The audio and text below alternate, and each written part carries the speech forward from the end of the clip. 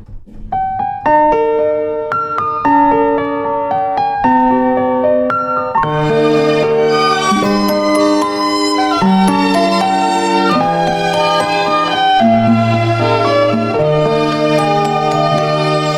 องรายสนายบองหนังชีวาโดยเรื่องดราม่าได้เกตะไตពួកយើងស្គាល់គ្នាតាំងពីក្មេងៗតែងដើរលេងជាមួយគ្នាវេលាចេះតែទៅមុំបងក៏ជុំឡើងទុំរៀងក្នុងបេះដូងមានភៀមក្លាហានសារភាព5អូនថាបងលួចស្រឡាញ់ស្នួនជាយូររឿងមួយដែលបងរំភើបជាងគេក្នុងជីវិតគឺវមិនមានចិនលើបងដែរ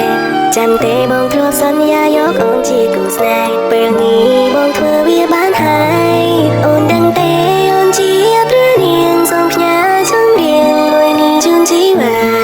ដើម្បីបញ្ជាក់ពីចិនដែលមានលើស្រកនិថាដែលរៀបរាប់យ៉ាងណាមិនអូ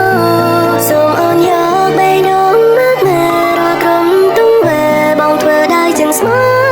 នឹងក្រានក្រោមត្រកងចិនមើលថែអូនមិននៅតងជាតិនេះរួ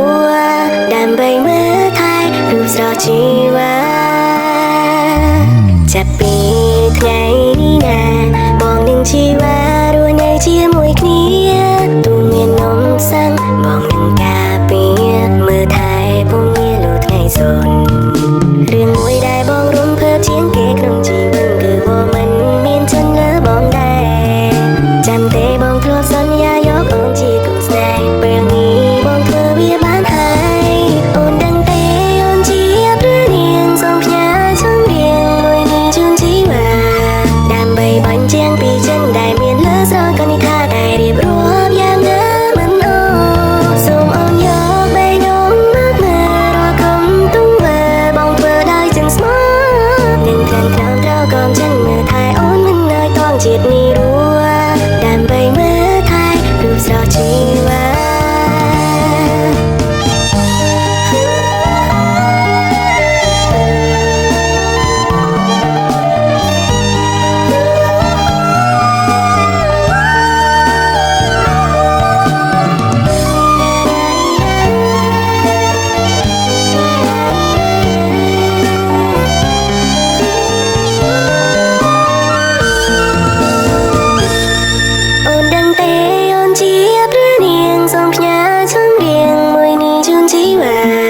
ដើម្បីបញ្ជាក់ពីចិនដែលមានលើស្រកនិថាដែលរៀបរាប់យ៉ាង